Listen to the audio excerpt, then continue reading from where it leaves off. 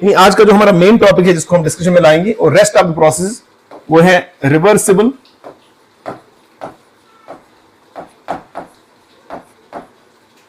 Process and irreversible process. Irreversible process.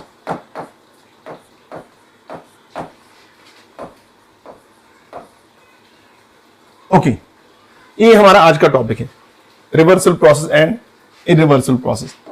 देखिए बच्चे, reversal process किसको बोलते हैं और इरिवर्सल प्रोसेस किसको बोलते हैं, आज हम जानेंगे इस लेक्चर में। और इसमें जो भी इंपॉर्टेंट बातें हैं वो मैं इंशाल्लाह आपको नोट कराऊंगा। ठीक है, रिवर्सल प्रोसेस को समझाने के लिए मैं एक सिस्टम लेता हूं, मैं एक सिलेंडर ऑफ गैस लेता हूं जिसका एक side I will fit it with a piston. ठीक है, जिसको मैं मान के चलूंगा वो फ्रिक्शनलेस और मासलेस पिस्टन है, जस्ट लाइक दिस।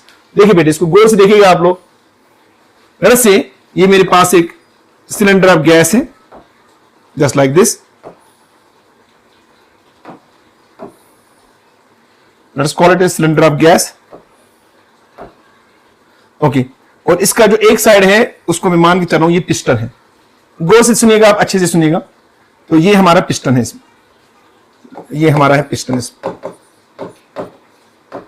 जिसको मैं मान रहा हूं कि ये फ्रिक्शनलेस और मासलेस है। ओके, अब इसके अंदर ये जो डॉट्स में दिखा रहा हूं ये हमारे गैस मॉलिक्यूल्स हैं जो रैंडमली मूव कर रहे हैं इन डिफरेंट डायरेक्शंस, जो एक दूसरे के साथ भी कोलाइड कर रहे हैं और इस पिस्टन के साथ भी कोलाइड कर रहे हैं। ठीक है, let us say I will put some mass in the form of particles on this piston. ये मैंने कुछ मास पॉइंट्स यहां रखने हैं, जस्ट लाइक दिस।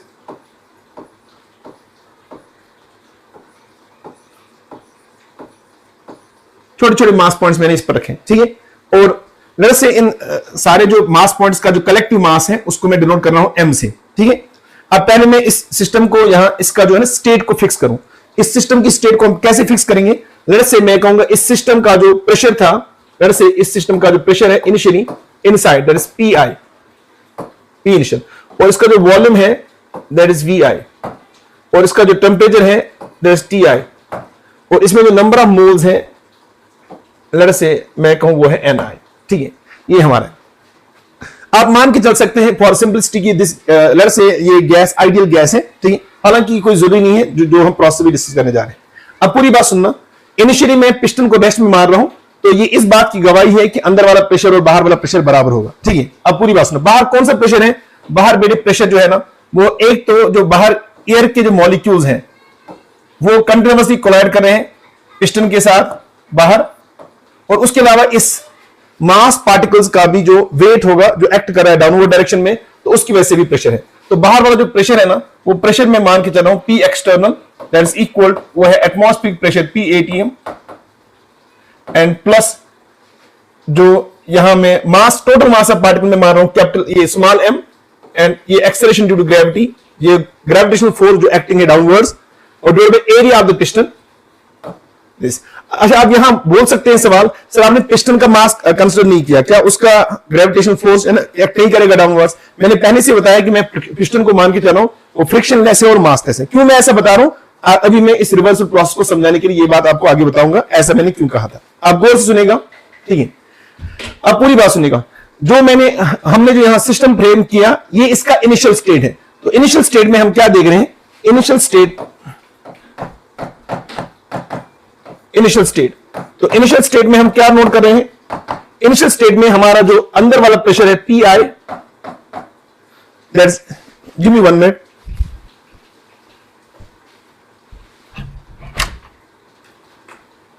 अच्छा, मुझे पढ़ाना है, मुझे लाइव क्लास है। ओके,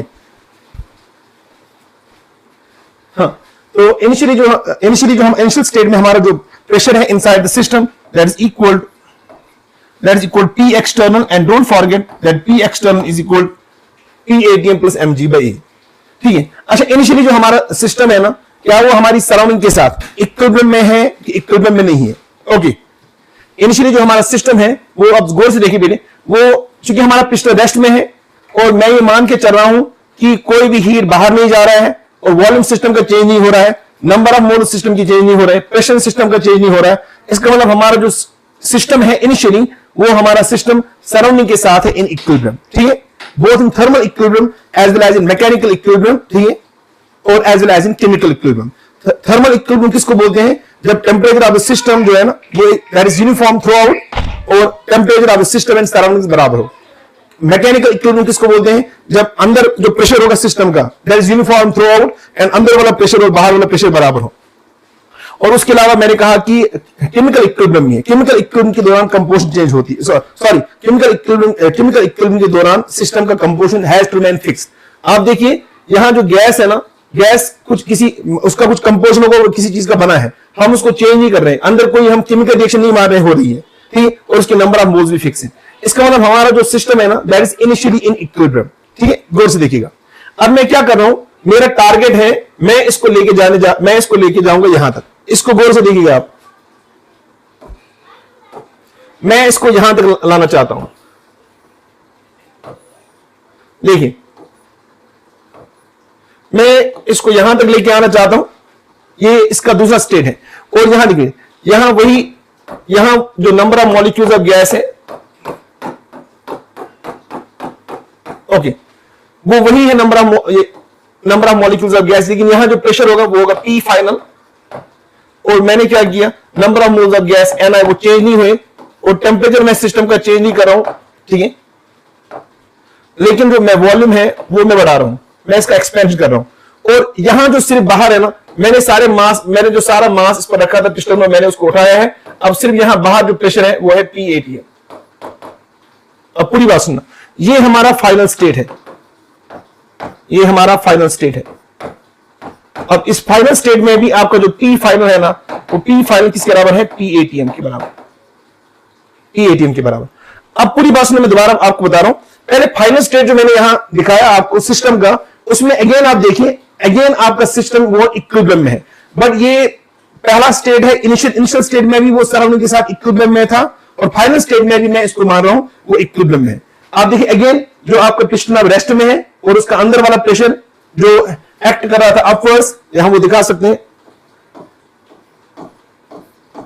और यहां भी वो बाहर वाले प्रेशर के बराबर है, क्योंकि पिस्टन अब मूव नहीं कर रहा है और इसका कंपोजिशन फिक्स है, इसका टेम्परेचर फिक्स है और इसका फाइनल इसने कुछ वॉल्यूम एक्वायर किया है दिया। अब पूरी बात सुनना बेटे, अब इस इनिशियल स्टेट से वहां फाइनल स्टेट तक जाने के तरीके मैं आपको समझाने जा रहा हूं। वो तरीके बच्चे दो हैं, ठीक है, एक तरीका जो है ना यहां से यहां जाने का, यानी स्टेट चेंज करने के तरीके मैकेनिज्म दो है। एक वाले मैकेनिज्म को मैं बोलने जा रहा हूं रिवर्सिबल, और एक वाले तरीके को मैं बोलने जा रहा हूं इरिवर्सिबल। पूरी बात सुनना, तो ये एक वाला तरीका है ना, इसको मैं बोलने जा रहा हूं रिवर्सल प्रोसेस, यानी मैं इनिशियल स्टेट से फाइनल स्टेट जा रहा हूं, रिवर्सल प्रोसेस। और ये वाला जो है ये इरिवर्सिबल प्रोसेस। गौर सुनना जो बता रहा हूं, देखिए यानी मैं क्या कर रहा हूं, पूरी बात सुनना, मैंने अभी कुछ भी नहीं डिफाइन किया रिवर्सल प्रोसेस क्या होता है, इरिवर्सल प्रोसेस क्या होता है, मैं सिर्फ आपको समझाने जा रहा हूं। मैं अपने सिस्टम को ले जा रहा हूं from one equilibrium state to another equilibrium state, और उस from initial equilibrium state to final equilibrium state तक जाने के लिए मैं दो तरीके इख्तियार करूंगा। एक तरीके को मैं बोलने जा रहा हूं रिवर्सल प्रोसेस, और दूसरे वाले तरीके को मैं बोलने जा रहा हूं इरिवर्सल प्रोसेस। आई होप सो कि आप सब ये सारी बात मेरी ना समझ रहे हो। अब पूरी बात सुना, रिवर्सल प्रोसेस किसको बोलेंगे? अगर मैं यहां इसको करूं step by step in infinite number of steps, very slowly, और वेरी स्लोली, यानी मैं ऐसा करने जा रहा हूं, मैं यहां से जो मैंने बहुत सारे मास पॉइंट्स रखे थे, इनमें से मैं एक मास पॉइंट उठाऊंगा, छोटा सा mass point dm, and dm is tending to 0। मैंने बहुत ही छोटा सा मास बाहर उठा दिया। जब मैंने बहुत ही छोटा सा मास बाहर उठा दिया, तो ये जो टोटल मास था m, अब ये m उससे थोड़ा सा कम हुआ होगा, ये आएगा m माइनस dm। तो ऑब्वियस सी बात है, बाहर वाला प्रेशर मैंने कम कर दिया। जब मैंने बाहर वाला प्रेशर कम कर दिया, तो अंदर वाला प्रेशर पहले बाहर वाले प्रेशर के बराबर है, और उस इंस्टेंट पर अंदर वाला प्रेशर बाहर वाले प्रेशर से ज्यादा है, और हमारा पिस्टन थोड़ा सा ऊपर जाएगा। जब वो थोड़ा सा ऊपर जाएगा, ठीक है, थोड़ा सा ऊपर जाएगा, इसका अंदर वाला वॉल्यूम बढ़ेगा, और डोंट फॉरगेट के जो प्रेशर होता है P, that is equal to nRT/V। Okay, क्योंकि मैं m चेंज नहीं कर रहा हूं, r चेंज नहीं कर रहा हूं, t चेंज नहीं कर रहा हूं, मगर मैं इस v को चेंज कर रहा हूं। जब मैं ये थोड़ा सा भी ये वॉल्यूम ऊपर बढ़ाऊंगा ना, तो ऑब्वियस बात है, इसका प्रेशर जो है ना वो अंदर घटेगा, क्योंकि मैंने बाहर प्रेशर घटाया था, अंदर भी मैंने थोड़ा बहुत प्रेशर घटाया, ठीक है, वो थोड़ा बहुत जब घटेगा ना, अगेन जब अंदर वाला प्रेशर बाहर वाले प्रेशर के बराबर आएगा, your piston will stop and your system will again acquire equilibrium, ठीक है। तो अब देखिए मैं दोबारा से इस तरह से और एक मास पॉइंट उठाऊंगा, ठीक है, और अगेन अब आपका जो मास होगा वो आएगा m-2 टाइम्स dm। तो अगेन आपने दोबारा प्रेशर घटा दिया बाहर से, अगेन आपका पिस्टन ऊपर गया और फिर वो रुक जाएगा, ठीक है, और यानी फिर आपका सिस्टम बाहर सराउंडिंग के साथ एक्वायर करेगा इक्विलिब्रियम, थर्मोडायनामिक इक्विलिब्रियम। तो समझने वाली बात क्या है, रिवर्सल प्रोसेस किसको हम बोलते हैं? रिवर्सल प्रोसेस हम बोलते हैं एक ऐसी प्रोसेस को जिसको हम कैरी कर रहे हैं इन इनफिनाइट नंबर ऑफ स्टेप्स, ठीक है, इनफिनाइट नंबर ऑफ स्टेप्स में स्लोली इसको कैरी करेंगे और हर स्टेप पर इंश्योर करेंगे कि आपका जो सिस्टम है वो सराउंडिंग के साथ रहे इन थर्मोडायनेमिक इक्विलिब्रियम, या हम उसको बोलेंगे कॉस्ट स्टैटिक इक्विलिब्रियम, ठीक है। पूरी बात सुनना। अब इरिवर्सल प्रोसेस उसके बारे में इसको बोलते हैं। हाँ, जब मैं इन मास पॉइंट्स को, सॉरी पहले और एक बात ऐड करेंगे, जब मैं इन मास पॉइंट्स को उठाऊंगा ना, इस मास पॉइंट को उठाऊंगा, इस मास पॉइंट को उठाऊंगा, इसमें तो फाइनली तो यही होगा ना कि मैंने सारे मास पॉइंट्स उठाए। जब मैंने सारे मास पॉइंट्स उठाए तो फिर यहां सिर्फ बचेगा कौन सा? P-ATM। तो मैं यहां तक आऊंगा, इस पोजीशन तक। जब मैं यहां तक आऊंगा ना तो अगेन ये वाला स्टेट मैंने एक्वायर किया। अब देखिए दूसरा तरीका भी है। अब अगर मैं ऐसा करूं ना, मान लीजिए कि मैंने इसको एक ही स्टेप में या दो लार्ज स्टेप्स में किया। एक पॉसिबिलिटी ये है कि मान लीजिए मैंने इसको एक ही स्टेप में किया, एक ही स्टेप में किया, मैंने ये सारे मास पॉइंट्स एकदम से उठाए। जब मैंने ये सारे मास पॉइंट्स एकदम से उठाए तो आपका जो पिस्टन है ना वो बहुत रैपिडली ऊपर जाएगा, और रैपिडली, लेकिन कब तक जाएगा ऊपर? जब तक अंदर वाला प्रेशर बाहर वाला प्रेशर के बराबर हो जाए। लेकिन जब आप इस सारे प्रेशर को एकदम से उठाएंगे तो बाहर बच कौन रहा है? Pressure, P-ATM। तो अगेन आपका सिस्टम एक्सपैंड होगा, अब तो शाबाश P-ATM, यानी वो दोबारा यही वाला स्टेट एक्वायर करेगा, ठीक है। लेकिन अब हमने इस वाले केस में इसको बहुत रैपिडली एक्वायर किया, ठीक है। या ऐसा, अच्छा अक्सर बेशतर बहुत बारी लोअर क्लास में हम ये बोलते हैं, हम अक्सर बेशतर बोलते हैं कि नहीं, इरिवर्सल प्रोसेस जो है वो सिंगल स्टेप ही होता है। जरूरी नहीं है कि सिंगल स्टेप ही हो, लेकिन रैपिडली हो। यानी ये भी आप कर सकते हैं, मान लीजिए मैंने इस मास को जो एफ मैंने लिया था ना, मैं m/2 पहले उठा रहा हूं, फिर m/2, ये लार्ज मास उठा रहा हूं, ठीक है, ताकि सिस्टम में बहुत रैपिडली ये ऊपर जाए। दो स्टेप आप करें, बहुत फास्ट करें, ठीक है, या एक स्टेप करें, बहुत फास्ट करें, ठीक है। जब आप इसको रैपिडली करेंगे ना और यहां तक जाएंगे अगेन इसी स्टेट तक, इस तरीके को बोलते हैं इरिवर्सिबल। अब सवाल है सर ये तो बेसिक डिफिनेशन है, क्या इनमें कोई फर्क भी है? वो मैं समझाने की कोशिश करूंगा, लेकिन पहले बाय डिफिनेशन यही है। तो what is a reversal process? Reversal process है अ प्रोसेस, देखिए, a process carried out slowly in infinite number of steps and at each and every step system remains in thermodynamic equilibrium with the surroundings, ठीक है। अब what is इरिवर्सल process? इरिवर्सल process है, ठीक है, a process which is carried out rapidly, a process which is carried out rapidly in such a manner so that system does not remain in thermodynamic equilibrium with the surrounding during the process। अब मैं ये नहीं बोल, अब ये पूरी बात समझना। देखो, इनिशियल स्टेट में आपका सिस्टम सराउंडिंग के साथ इक्विलिब्रियम में है, फाइनल स्टेट में भी आपका सिस्टम सराउंडिंग के साथ इक्विलिब्रियम में। वो रिवर्सिबल वाले प्रोसेस में भी सही है, इरिवर्सिबल प्रोसेस में भी सही है। अब रिवर्सिबल और इरिवर्सिबल में फर्क क्या है? वो इनिशियल और फाइनल स्टेट में नहीं है, बल्कि वो बीच वाले मैकेनिज्म में है। यहां आप देखिए, रिवर्सिबल प्रोसेस में initially system is in equilibrium with surroundings, finally system is in equilibrium with surroundings. लेकिन उसके अलावा ड्यूरिंग द प्रोसेस जितने भी आप स्टेप कर रहे हैं, आप हर स्टेप पर इंश्योर कर रहे हैं कि आपका सिस्टम जो है ना वो सराउंडिंग के साथ रहे इन इक्विलिब्रियम। अब इरिवर्सिबल प्रोसेस में आप क्या कर रहे हैं? इरिवर्सिबल प्रोसेस में भी आपका सिस्टम जो है ना वो सराउंडिंग के साथ इनिशियली इक्विलिब्रियम में है, और फाइनली आपका सिस्टम जो है ना वो आपका जो सिस्टम है वो सराउंडिंग के साथ इन इक्विलिब्रियम है। लेकिन ड्यूरिंग द प्रोसेस जो है ना आपका system is not in thermodynamic equilibrium with the surroundings, ठीक है। तो ये फर्क, जो बेसिक फर्क है, ये आपको समझनी है, ठीक है। अब पहले हम इसको डिफाइन करते हैं और फिर मैं आपको बताने जा रहा हूं इनमें फर्क है। गौर से देखिएगा, ओके। अब ये गौर सुनने वाली बात है, देखिए बेटी इसको,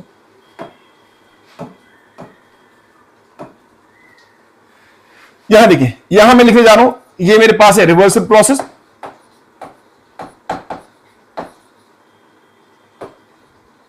रिवर्सिबल प्रोसेस, और इस वाले केस में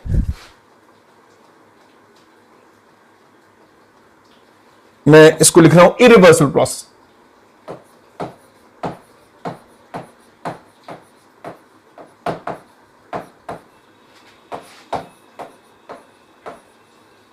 रिवर्सल प्रोसेस, इनमें जरा फर्क देखते हैं, ओके। तो what is a reversal process? देखिए, ये है process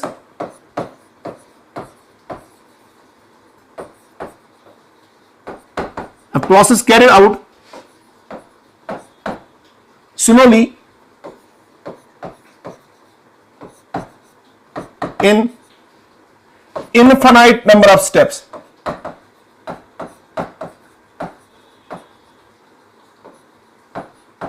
Infinite process carried out slowly in infinite number of steps and at every step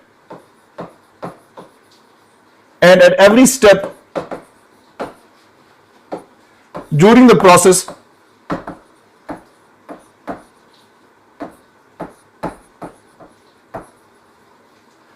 system remains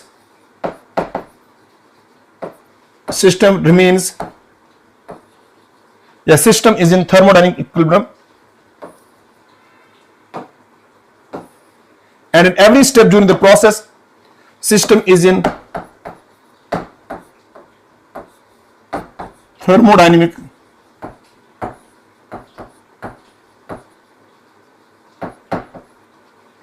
equilibrium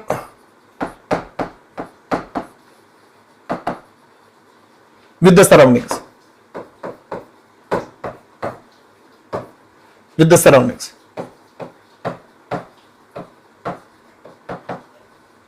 Okay. What is an irreversible process? See, a process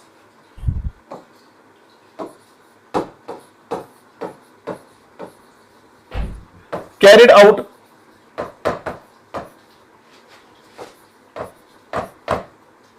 rapidly,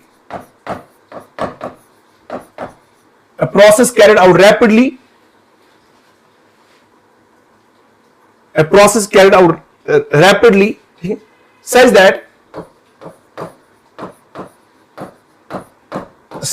during the process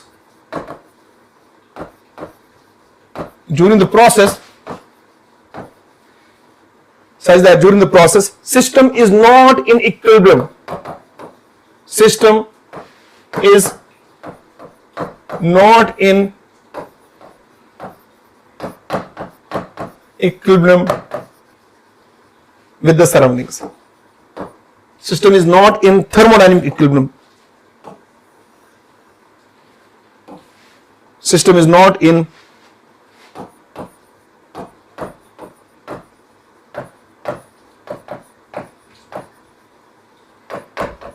thermodynamic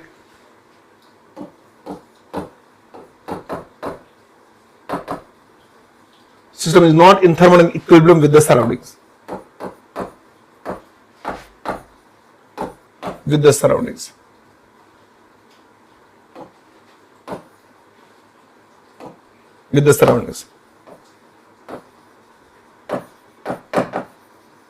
okay, I hope so ये बात आपको समझ आई हो।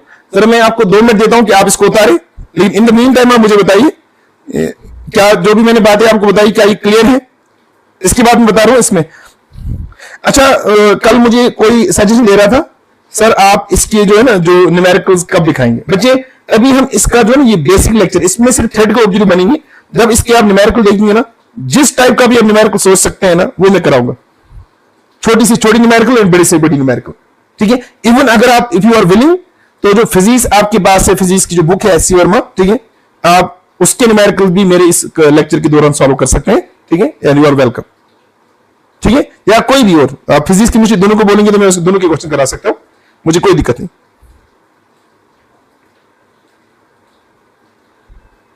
Okay,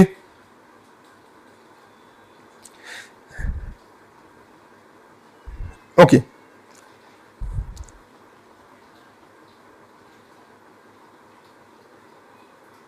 चलिए जरा मुझे live lecture के दौरान ये बता दीजिए कि जो मैंने डिस्कस किया रिवर्सिबल एंड इरिवर्सिबल प्रोसेस, इसमें कोई डाउट तो नहीं? शाबाश।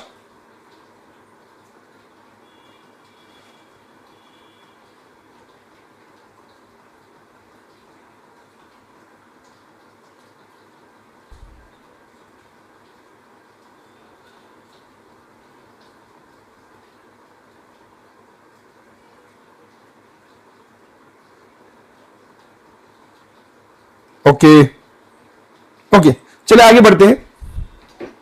अब जरा देखें, अब इसमें मैं आप कुछ इंपॉर्टेंट पॉइंट जो है ना, जो मैं नोट कराऊंगा, इसको जो आपको समझना लाजमी है, जिसके लिए मैंने ये सारा डिस्कशन इस तरह का किया, इसको जरा गौर से देखिएगा आप। अब इसके बारे में मैं सबसे पहले मैं आपको बताने जा रहा हूं सम इंपॉर्टेंट पॉइंट्स। देखिए यहां इसमें हम नोट करेंगे सम इंपॉर्टेंट पॉइंट्स, और वो यहां भी हम नोट करने जा रहे हैं।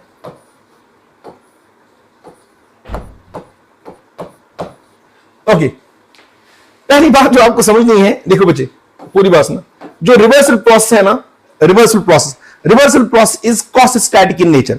तो पॉइंट नंबर 1 जो यहां है, ये है कॉस्ट स्टैटिक इन नेचर, ठीक है। और जबकि इरिवर्सल प्रोसेस उसी टाइम पर ये है non quasi static in equilibrium.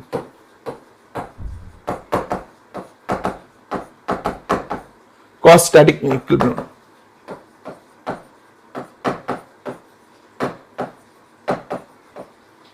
Okay, point number 2 देखिए बच्चे, यहां जो इंपॉर्टेंट सी बात जो मैं करने जा रहा हूं, पूरी बात सुनना, ठीक है। देखिए यहां ड्यूरिंग द प्रोसेस, यहां पहली बात जो यहां आप देखिए, जो आपका P इनिशियल है that is equal to P external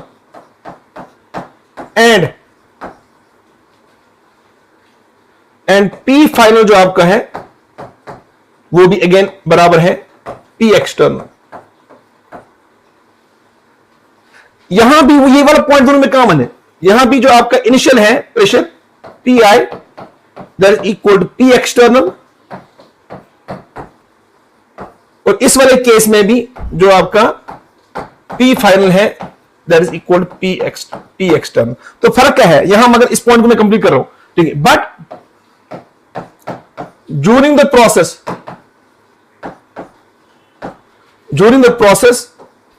जब हम प्रोसेस को कर रहे हैं, P इंटरनल जो था, P इंटरनल हर बार स्टेप पर अलग होगा, ठीक है, that is equal to P external. और यहां यहां जो है बेटे वो है बट ड्यूरिंग द प्रोसेस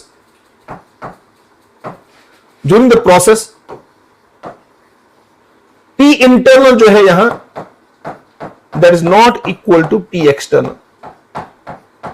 तो पहली बात तो ये है, तो रिवर्सल प्रोसेस का is quasi static in nature, और इरिवर्सल प्रोसेस जो है ना वो है non quasi static in nature. Cost static का मतलब ये होता है कि इसको आप इनफाइनाइट नंबर ऑफ स्टेप्स में करते हैं, और यहां कुछ डिफरेंट स्टेप्स हो सकते हैं, वो 1 स्टेप भी हो सकता है, ठीक है, और वो बहुत रैपिडली हो सकता है, या 2 स्टेप भी हो सकते हैं, बहुत रैपिडली आप कर रहे हैं, ठीक है।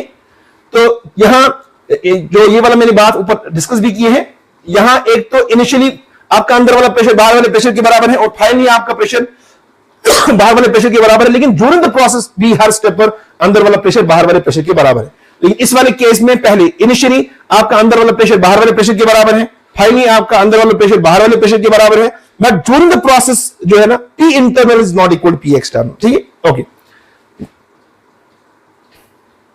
गौर से देखिएगा, सारी बातों को अच्छे से समझने की कोशिश कीजिएगा।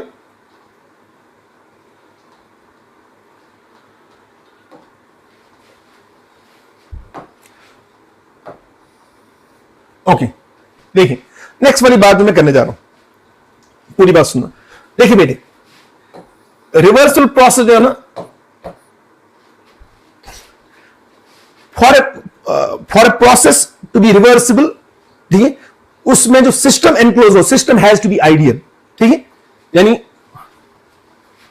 या पहली ओके यहां मैं लिखने जा रहा हूं, for a process to be reversible, system has to be ideal, has to be ideal, that is no dissipative force, no dissipative process,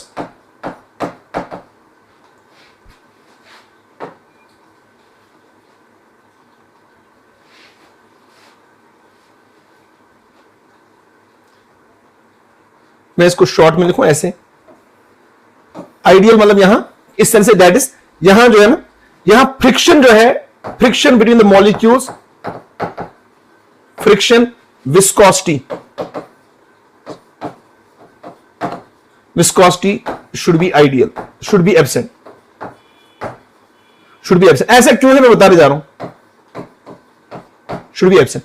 यानी अगर किसी प्रोसेस को रिवर्स में होना है ना, तो उसमें जो सिस्टम जो एनक्लोज आपने किया है ना, उसमें friction, viscosity should be absent. उसका वजह यह है, दीज आर डिसिपेटिव फोर्सेस, या मैं कह सकता हूं कि फ्रिक्शन की वजह से जब मॉलिक्यूल्स ऊपर जाएंगे पिस्टन की ओर उसको हिट करने, तो वो एक दूसरे के साथ, अगर उनमें फ्रिक्शन मौजूद होगी ना, तो एक दूसरे के साथ उनके फ्रिक्शन की वजह से वहां लॉस ऑफ हीट हो सकता है, ठीक।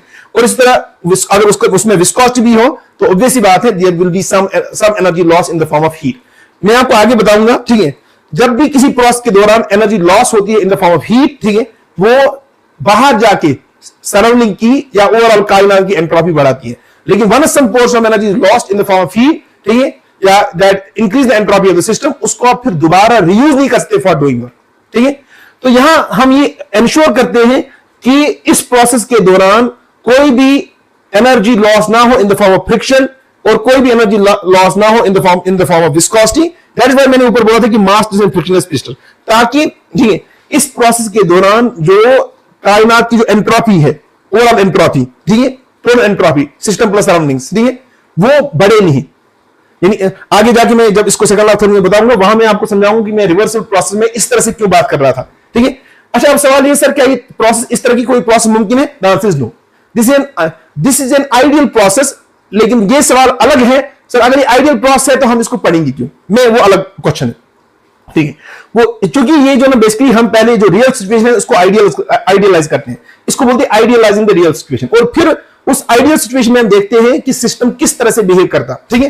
फिर उसमें हम समझेंगे कि मैक्सिमम जो है ना वर्क कितना ऑब्टेन हो सकता है आइडियल सिचुएशन में। फिर हम उसको रियल सिचुएशन के साथ कंपेयर करते हैं। जब हम आइडियल वर्क और रियल वर्क में जब हम कंपैरिजन करेंगे ना, तो फिर इस तरह से हम फिर समझ पाएंगे, ठीक है, कि हमें रियल सिस्टम्स में कहां इंप्रूव करने की जरूरत है, ताकि उनमें से हम मैक्सिमम वर्क ऑब्टेन कर सके, ठीक है। तो ये बात जो मैं यहां आपको बताने जा रहा हूं। लेकिन जबकि इरिवर्सल प्रोसेस में, जो इरिवर्सल प्रोसेस है, ठीक है, यहां डिसिपेटिव फोर्स आर प्रेजेंट, यानी यहां जो है ना, यहां सिस्टम के मॉलिक्यूल्स के दरमियान, यानी friction and viscosity are present, friction and viscosity are present. मैं बोल रहा हूं कैन बी प्रेजेंट, ये जरूरी नहीं है, can be present.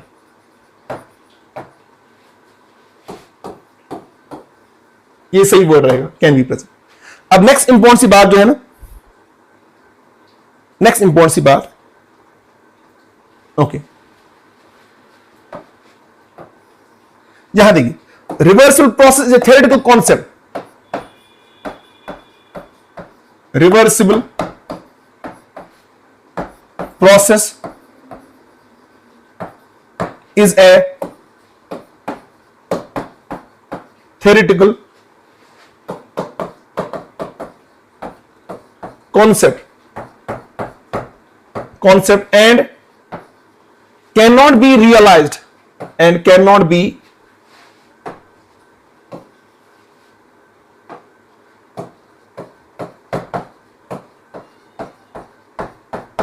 realized in true sense of the word, in true sense of the word। यानी जिस तरह से हम इसको डिफाइन करते हैं ना, इस तरह से इसको रियलाइज नहीं करते। यानी एक थ्योरेटिकल प्रोसेस है, रिवर्सल प्रोसेस है, theoretical concept and can not be realise in the true sense of the word, जिस तरह से हम इसको डिफाइन करने। ओके, जबकि यहां जो इरिवर्सल प्रोसेस है, तो मैं आपको बताने जा रहा हूं जितनी भी कायनात में प्रोसेस हो रही है, all natural process are thermodynamically irreversible. ठीक है, ये समझना, जितनी भी तरह की नेचर में प्रोसेस होती है वो सारी की सारी है थर्मोडायनेमिकली इरिवर्सिबल। तो all natural process, all natural processes are thermodynamically irreversible।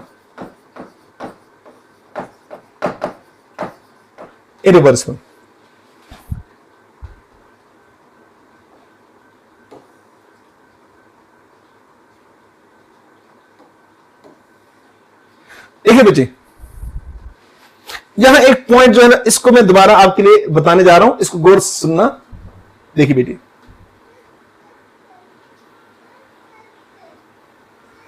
इसको गौर से देखना। ये वाला पॉइंट जो है ना आपके एनसीईआरटी में नहीं लिखा है, लेकिन आपके समझने में आएगा जरूरत। इधर पूरी बात सुन। जब मैं सिस्टम को ले जा रहा हूं from initial state to final state, जब मैं सिस्टम को ले जा रहा हूं from initial state to final state reversibly ले जाने का मतलब ये हुआ कि हर स्टेप पर आपका सिस्टम सराउंडिंग के साथ है इन इक्विलिब्रियम में। ठीक है, ये वाली बात तो ध्यान में आ गई, लेकिन साथ में ये भी मैं आपको बताने जा रहा हूं, यानी मैं एक मैकेनिज्म फॉलो कर रहा हूं, इसको फॉलो कर रहा हूं जब मैं इसको ले जा रहा हूं from initial state to final state. अगर मान लीजिए मैंने यहां से एक पॉइंट उठाया और उसको इस एक पॉइंट उठाया और सिस्टम को मैंने थोड़ा बहुत एक्सपेंड किया, तो मैं इसको बाहर वापस रिवर्स कर सकता हूं वो एक पॉइंट डाल के। लेकिन अब हम सवाल ये उठा सकते हैं, सर ये तो रिवर्सल में भी सही है। पूरी बात सुनो जो मैं बताने जा रहा हूं। यहां हमने क्या किया, इस वाले केस में हमने एंश्योर किया कि किसी भी तरह का एनर्जी सिस्टम से लॉस नहीं हुआ in the form of heat, neither because of any reason, because of friction, because of viscosity, कोई नहीं हुआ। तो इसलिए जब मैं इसको रिवर्स करूंगा ना, जब मैं यहां वापस वो अपना मास पॉइंट डालूंगा, रिवर्स करूंगा ना, तो इसका मतलब ये हुआ कि मैंने कहीं भी कोई इंपैक्ट नहीं छोड़ा, ना ही सिस्टम में ना ही सराउंडिंग में। यानी मैं इसकी जो ओरिजिनल स्टेट है उसको रेस्टोर कर सकता हूं without leaving any impact in the surroundings और इन द सिस्टम। वो इंपैक्ट समझने की कोशिश आप करो। वो इंपैक्ट मैं इस तरह से बताने की कोशिश कर रहा हूं, क्योंकि मैंने कोई भी एनर्जी लॉस नहीं की या डिसिपेट नहीं की या डिस्पर्स नहीं की जिसने कायनात का एंट्रोपी बढ़ा दिया। क्योंकि once some entropy is created, ये मैं आगे चल के बताऊंगा सेकंड लॉ ऑफ थर्मोस में, वंस सम एंट्रोपी क्रिएट हुई ड्यूरिंग अ प्रोसेस, ठीक है, that can not be destroyed. इसलिए हम इस प्रोसेस में जब हम इसको रिवर्स भी कर रहे हैं ना, तो इसमें हम किसी भी तरह की कोई एंट्रोपी क्रिएट नहीं कर रहे हैं, ना ही सिस्टम में ना ही सराउंडिंग में। ये इसमें मेन पॉइंट है असल में। लेकिन ये आपके लेवल पर बच्चे इसका डिस्कशन कम होता है। लेकिन इरिवर्सल प्रोसेस जो है ना, इरिवर्सल प्रोसेस मैंने एकदम से सारा उठा दिया। जब मैंने सारा एकदम से उठा दिया ना, ठीक है, सारा एकदम से उठा दिया, जब मैं सारा एकदम से यहां से उठाया, ठीक है, अब सिस्टम यहां से यहां गया, लेकिन जब सिस्टम यहां से यहां गया ना, तो इस दौरान पॉसिबिलिटी है because of dissipation of energy in the form of heat, ठीक है, उसकी वजह से सराउंडिंग में कुछ हीट चला गया, ठीक है, और वो हीट की वजह से एंट्रोपी क्रिएट हुआ। ये सेकंड लॉ ऑफ थर्मोस का वन ऑफ द स्टेटमेंट है कि entropy can be created but can not be destroyed. अगर मान लीजिए फिर आपने ये सारे मास पॉइंट इस पर वापस डाले और इसको आप यहां लेके भी आए, ठीक है, लेकिन बच्चे जो इसके दौरान जो एंट्रोपी क्रिएट हुई थी उसको आप डिस्ट्रॉय नहीं कर सकते। यानी इसका मतलब ये हुआ, आप इसको वापस इनिशियल स्टेट तो ला सकते हैं, मगर you have left an impact in the universe, ठीक है, इन the form of that you have raised the entropy of the system, जो मैं आगे चल के आपको सेकंड लॉ ऑफ थर्मोस में बताऊंगा। अभी ये अगर आपका थर्मोस वीक है तो ये वाला पॉइंट अभी इतना आपको स्ट्राइक नहीं करेगा, बट ये बहुत ही सेंट्रल पॉइंट है जो जिसको मैं आगे आपको सेकंड लॉ ऑफ थर्मोस में याद दिलाऊंगा। ठीक है, तो ये बहुत अहम पॉइंट है। उसके अलावा और एक बात आपको समझने की जरूरत है, जो अगेन मैं बोल रहा हूं कि नीट की लेवल थोड़ा सा ऊपर है, नीट की लेवल से इसलिए थोड़ा सा ऊपर है, उसका वजह ये बेटे एनसीईआरटी में इसका डिस्कशन नहीं है। एनसीईआरटी जितने पॉइंट्स आपको नीट के लिए जरूरत है वो मैंने सारे बता दिए। लेकिन और एक पॉइंट भी आपको जहन में रखना चाहिए, जब आप इसको बोल रहे हैं कि ये रिवर्सल प्रोसेस है, ठीक है, रिवर्सल प्रोसेस में मैं कर क्या रहा हूं, पूरी बात सुनना। मैं यहां से छोटा सा एक मास पॉइंट उठा रहा हूं ऊपर, और जब मैं ये छोटा सा एक मास पॉइंट ऊपर उठा रहा हूं ना, ठीक है, मैं पिस्टन को थोड़ा बहुत ऊपर ले जा रहा हूं। जो मॉलिक्यूल्स उस इंस्टेंट पर कोलाइड कर रहे थे पिस्टन के साथ, उनको पता चल गया कि हमें थोड़ी सी स्पेस मिल गई, यानी हमारा वॉल्यूम बढ़ गया। ठीक है, अब ये वॉल्यूम बढ़ गया, वो जो इंफॉर्मेशन थी ना, वो जो इंफॉर्मेशन है वो इसके बाद नीचे next molecule, next molecule, next molecule, next molecule, और वो इंफॉर्मेशन हम यहां तक पास हम कर रहे हैं, कहां तक, नीचे तक। ठीक है, यहां तक कि सारे सबको पता चल जाता है कि हमारा वॉल्यूम बढ़ गया है, और वो मतलब दोबारा इक्विलिब्रियम में आते हैं सराउंडिंग के साथ। ठीक है, और हर स्टेप पर हम यही कर रहे हैं, हम मॉलिक्यूल्स को मौका दे रहे हैं ताकि सब तक ये इंफॉर्मेशन पास हो। अब यह गौर से जो दूसरा इंपॉर्टेंट पॉइंट, मे भी आप इसको अप्रिशिएट कर सके, मैंने यहां रैपिडली जब ये सारा मास पॉइंट्स उठाए ऊपर, तो जो मॉलिक्यूल्स उस इंस्टेंट पर इसके साथ कोलाइड कर रहे थे ना, उनको पता चल गया कि बहुत लार्ज स्पेस क्रिएट हुआ, लेकिन अब वो एक्सपेंड हो रहे हैं at a very fast rate. ठीक है, वो खुद एक्सपेंड हुए, लेकिन वो इंफॉर्मेशन बॉटम वाले मॉलिक्यूल्स तक नहीं पहुंची। अब इससे क्या होगा, इससे इस प्रोसेस के दौरान, जो इस प्रोसेस के दौरान, यूनिवर्सल प्रोसेस के दौरान, इस सिस्टम के अंदर ही टॉप पॉइंट पर और बॉटम पॉइंट पर प्रेशर डिफरेंस होगा। यानी यहां यूनिफॉर्मिटी ऑफ प्रेशर नहीं होगा, during the process. That is why कि जब आप आगे चल के आपको मैं बताऊंगा, ठीक है, आप you loss information about the pressure of the system, ठीक है, क्योंकि इसमें क्यूआरटिक इंफॉर्मेशन होगी। ऊपर जो डायरेक्टली मास पॉइंट जो पिस्टन के साथ कोलाइड कर रहे थे ना, क्योंकि रैपिडली बहुत ऊपर आप ले जा रहे हैं इसको, उनको पता चल गया वॉल्यूम बढ़ गया, वहां प्रेशर एब्रप्टली घटेगा, लेकिन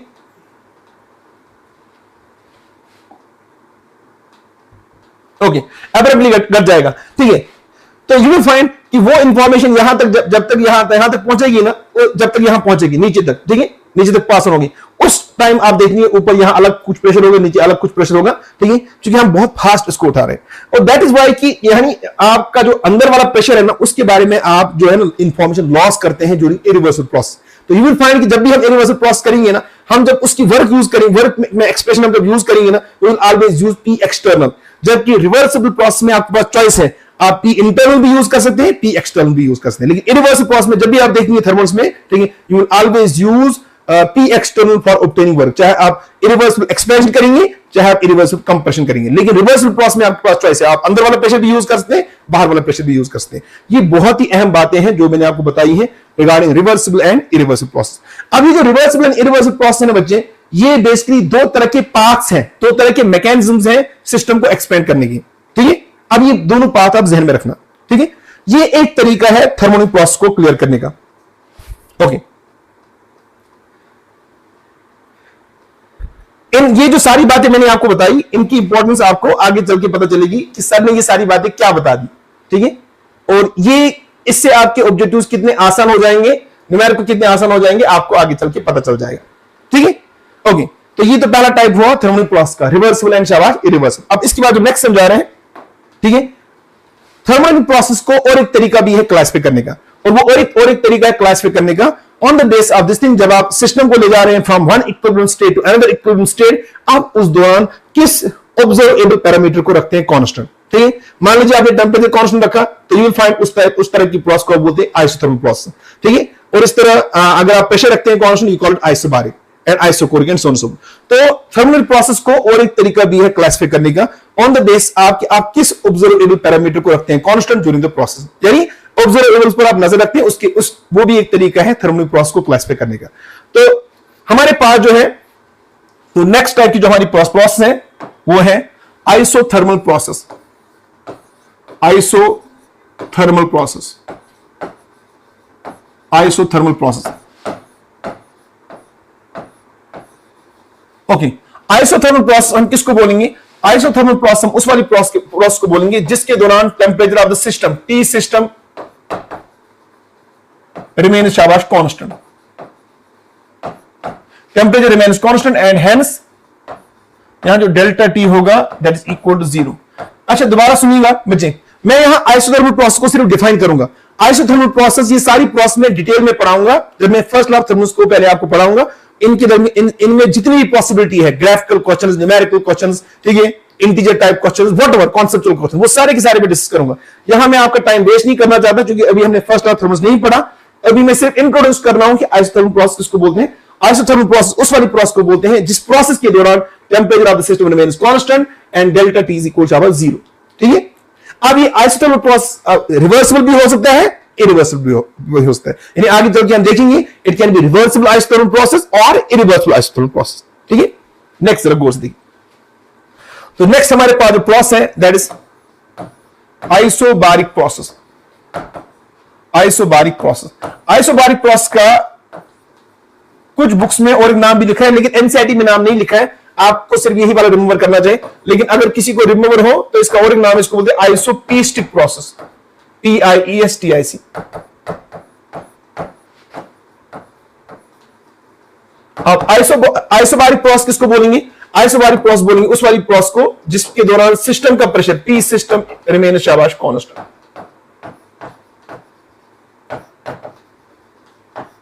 ओके। यानी आइसोबारिक प्रोसेस या आइसोपीस्टिक प्रोसेस उस वाली प्रोसेस को बोलेंगे जिसके दौरान pressure of the system remain शाबाश कांस्टेंट, ठीक है। नेक्स्ट हमारा जो प्रोसेस है that is isochoric process,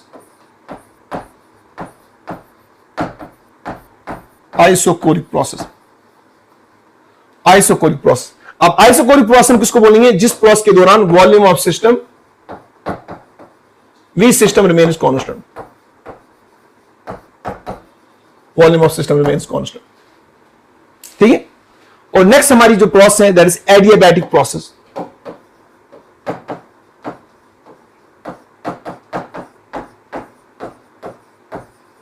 adiabatic process. अब एडियाबैटिक प्रोसेस हम किसको बोलेंगे? एडियाबैटिक प्रोसेस हम उस वाली प्रोसेस को बोलेंगे जिस प्रोसेस के दौरान क्यू एक्सचेंज, हीट एक्सचेंज, यहां जो हीट एक्सचेंज है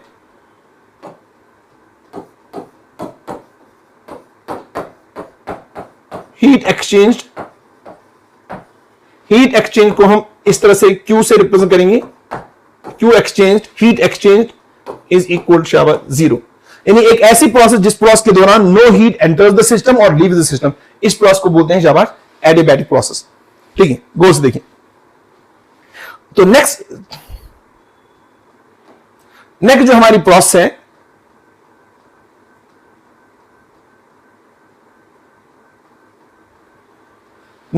प्रोसेस है दैट इज, इसको हम बोलेंगे cyclic process.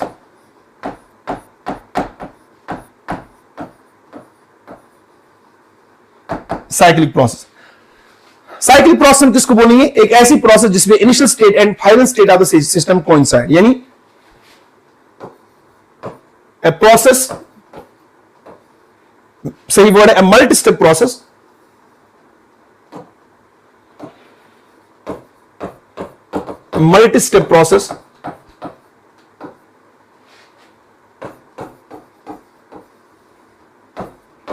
during which initial state of the system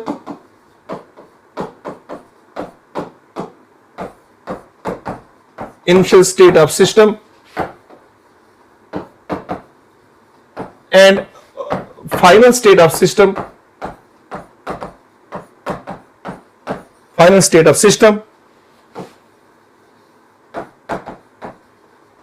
coincide।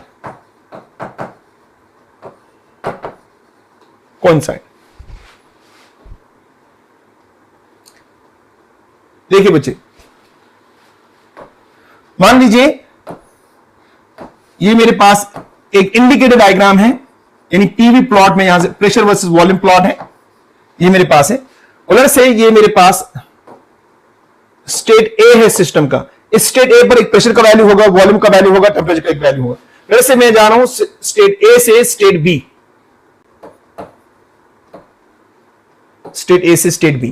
अब जब स्टेट ए से स्टेट बी जा रहा हूं, अब गौर से देखिए, सिस्टम का pressure it remains constant, is an isobaric process. ठीक है, और मैं इसके बाद जा रहा हूं, इस बी से मैं जा रहा हूं, लेट्स से मैं गया सी स्टेट तक। आप देखिए, बी से जब मैं सी जा रहा हूं ना, volume remains constant, is an isochoric process. फिर मैं सी से जा रहा हूं लेट्स से डी तक। ठीक है, सी से मैं जा रहा हूं अगेन डी तक,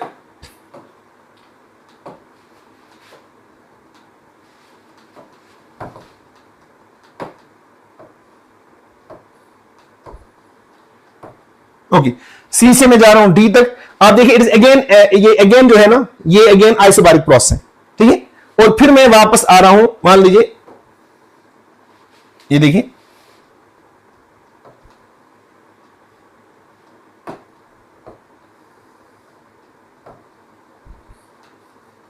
ओके, और मैं सी के बाद आया डी, और डी के बाद वापस गया ए तक। अब देखिए, यहां से देखिए, मैंने स्टेट ए से ले गया सिस्टम को, फिर बी, बी के बाद सी, सी के बाद डी, और फिर वापस आया कहां तक? ए। मैंने आइसोबारिक प्रोसेस की, फिर आइसोकोरिक प्रोसेस की, फिर अगेन और एक आइसोबारिक प्रोसेस की, फिर और एक आइसोकोरिक प्रोसेस की, और वापस आया ए तक। अब इस तरह की प्रोसेस को बोलेंगे हम साइक्लिक प्रोसेस। अब this is not the only cyclic process, आगे चल के मैं बताऊंगा इस साइक्लिक प्रोसेस की जो सारी डिटेल्स हैं, इसमें किस तरह के ऑब्जेक्टिव बन सकते हैं। इन सारी थर्मल प्रोसेस के दौरान जितने भी तरह के न्यूमेरिकल्स आप सोच सकते हैं, जितने भी तरह के कॉन्सेप्चुअल क्वेश्चंस आप सोच सकते हैं, वो आगे चल के हम डिस्कस करेंगे। ये जो लेक्चर था, this was only about to build the correct terminology of your chapter.